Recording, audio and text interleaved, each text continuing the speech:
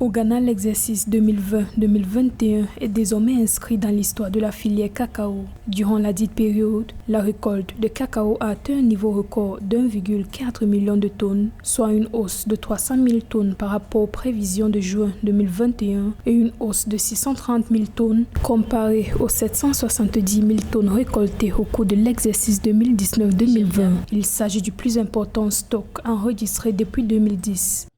C'est un résultat assez exceptionnel. D'abord, dans tout jeu, il faut dire que le cacao est la principale source de revenus pour plus de 800 000 petits exploitants au Ghana. Elle est également une source majeure de devises étrangères puisqu'il représente 30% du volume total des exportations du pays. Deuxième producteur de cacao dans le monde, le Ghana assure environ 20% de l'offre globale. Depuis quelques années, l'exécutif a multiplié les actions pour accroître le développement de la filière et ces efforts ont commencé à porter leurs fruits. Donc, il faut dire d'abord que d'entrée de jeu, ces actions ont commencé à se matérialiser à l'extérieur d'abord par la mise en place d'une OPEP du cacao avec son voisin ivoirien. Cette coalition a permis d'obtenir la mise en place d'une prime appelée différentiel de revenus décent de $400 la tonne comme prime pour les producteurs. Donc, ce premier élément a été un facteur d'encouragement et d'engouement pour les producteurs.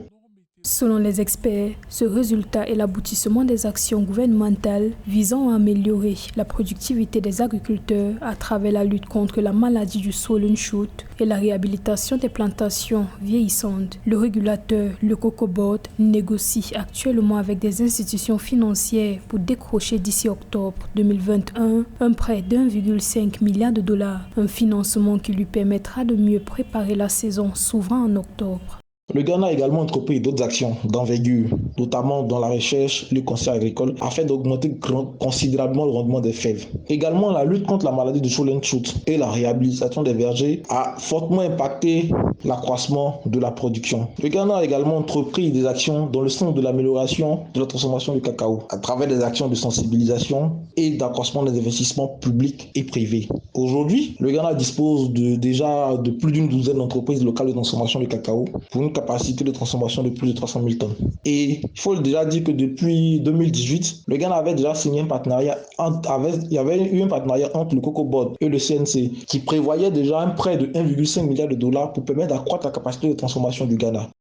Deuxième producteur mondial de cacao, la culture de la fève constitue pour le Ghana le moteur du secteur agricole. La filière contribue à hauteur de 9% au produit intérieur brut du pays.